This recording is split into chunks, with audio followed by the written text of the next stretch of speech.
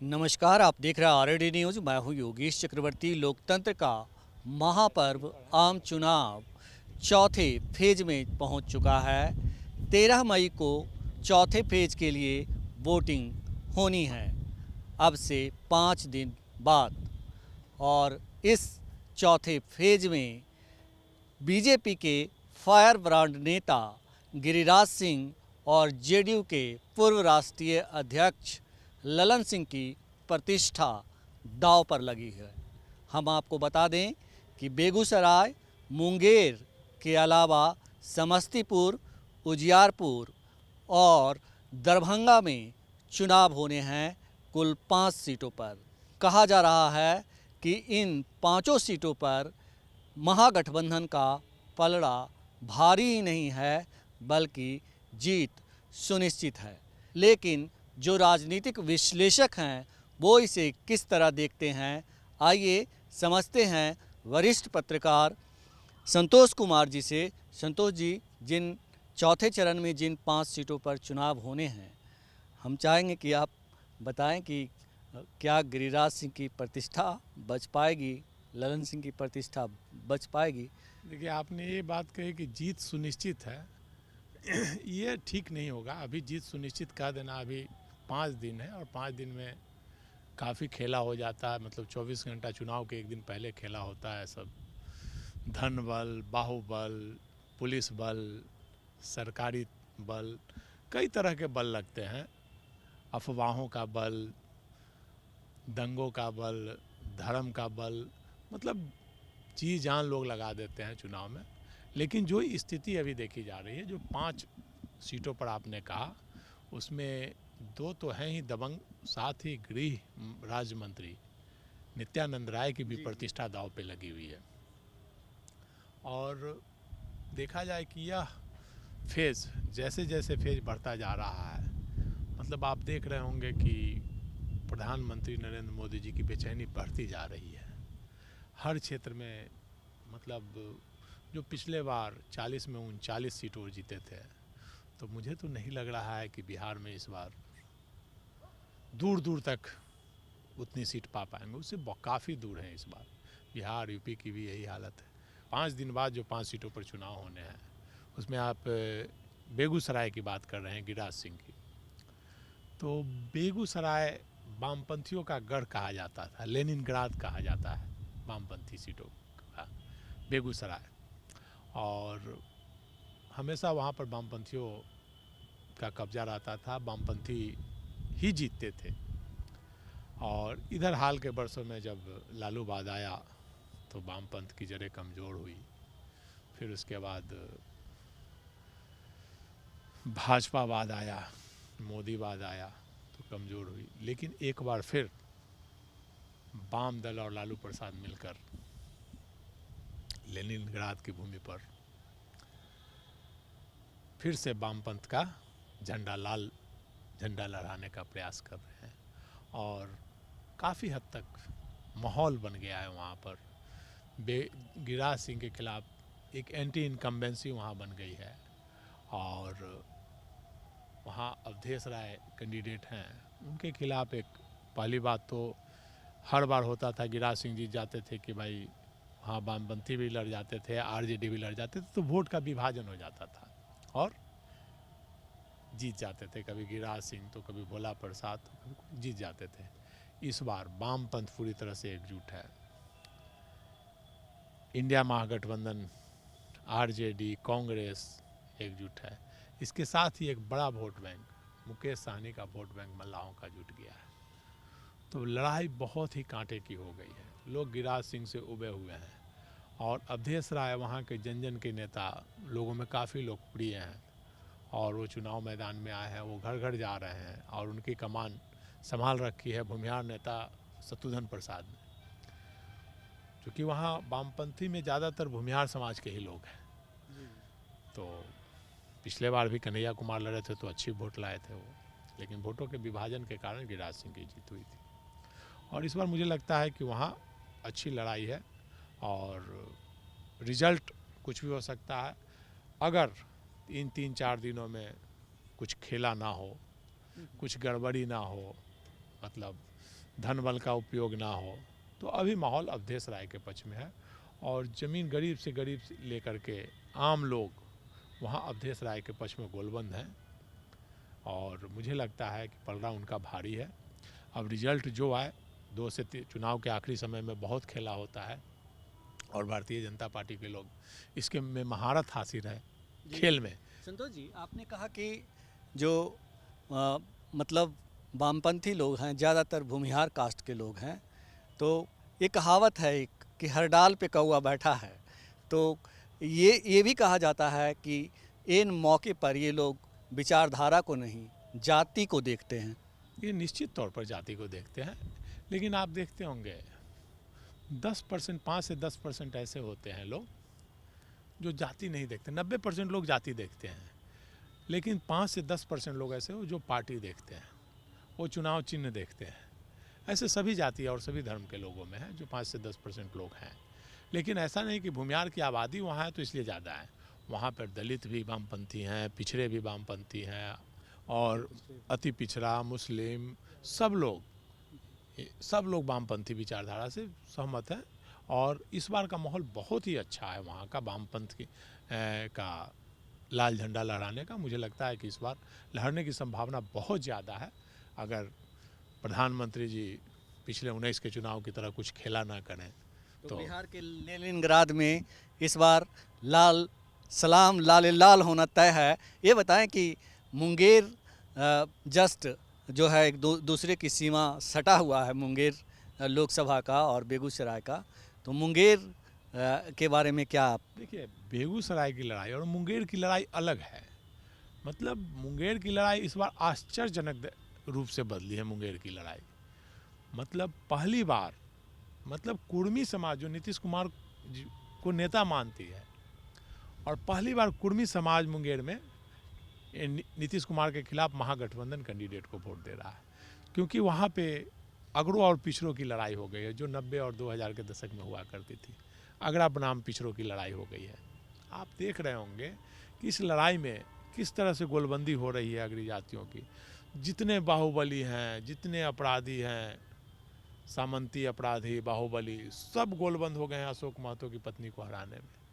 एक अकेला अशोक महतो, चूँकि अशोक महतो मुंगेर, नालंदा, नवादा, गया, मतलब ये सारा क्षेत्र जो है, अशोक महतो उस क्षेत्र के रॉबिन हुड माने जाते थे। वो पिछड़ों और दलितों की लड़ाई लड़ते थे, और जहाँ भी सामंती अत्याचार होता था उसके खिलाफ वो हथियार उठाते थे और संघर्ष करते थे और न्याय दिलाते थे। तो इसलिए वो दलितों और पिछड़ों के मसीहा हैं वहाँ मुंगेर में। और मुंगेर ही नहीं, नालंदा में भी, नालंदा, नवादा, सब क्षेत्रों में। और आज पूरी पिछड़ी जाति उनके पीछे गोलबंद हो गई है। यहाँ तक कि कुर्मी समाज, धानुक तो है कुर्मी समाज, चूँकि वो भी कुर्मी और धानुक में आते हैं पति पत्नी, तो उनके पक्ष में भी पूरी गोलबंदी हो गई है। ये स्थिति है कि नीतीश कुमार को बार बार वहाँ जाना पड़ रहा है, फिर भी वो टूट नहीं रहे हैं। वो इस बार हो गया है अगड़ों पिछड़ों की लड़ाई।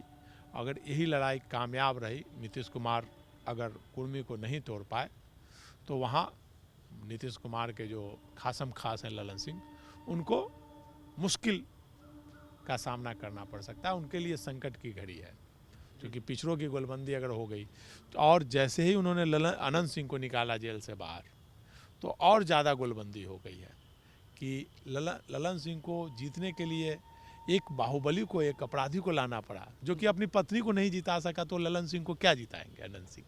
ये जो अपनी पत्नी को नहीं जिता सके अनंत सिंह, पिछले चुनाव में खड़ी थी आरजेडी से, कहाँ जीत पाए। अगर इतने ही बाहुबली थे, इतने ही दबंग थे, तो अपनी पत्नी को जिता देते। तो इसलिए वो लाए थे उनको जिताने के लिए, लेकिन माहौल और निगेटिव है, पिछड़ों की और ज़्यादा गोलबंदी हुई है। अगर ये गोलबंदी कामयाब रही, दलितों और पिछड़ों की गोलबंदी, अगर धन बल पर नहीं टूटे लोग, तो मुझे लगता है कि ललन सिंह के लिए मुश्किल घड़ी है।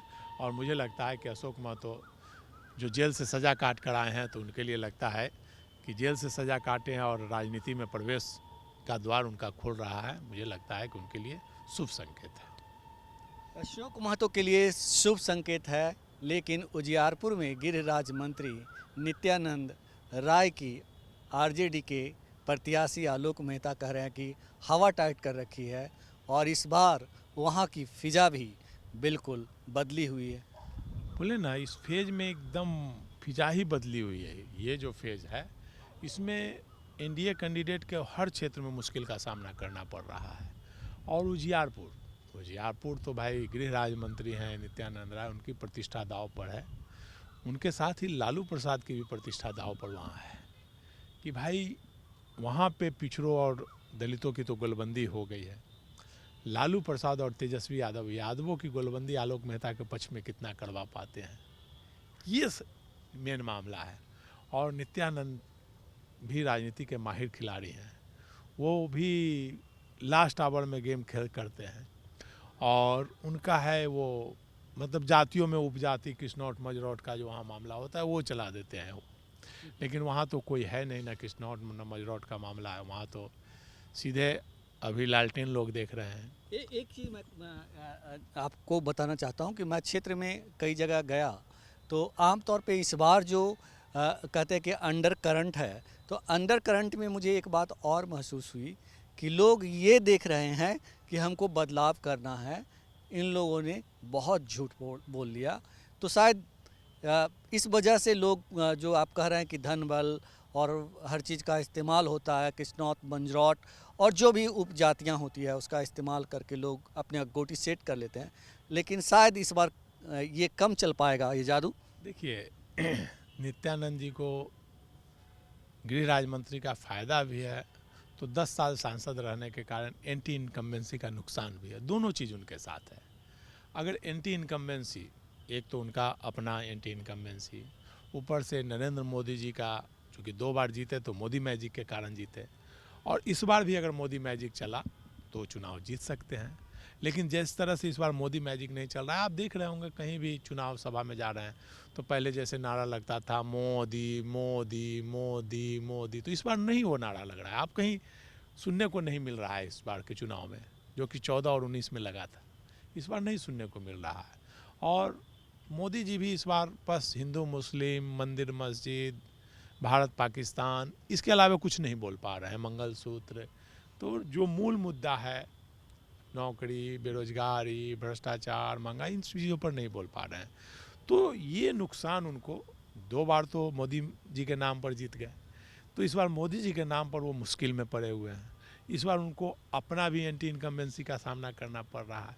तो नित्यानंद राय जी किस प्रकार उससे निपटेंगे, और दूसरी तरफ आलोक मेहता, दोनों मृदुलवासी, आलोक मेहता भी और नित्यानंद राय भी।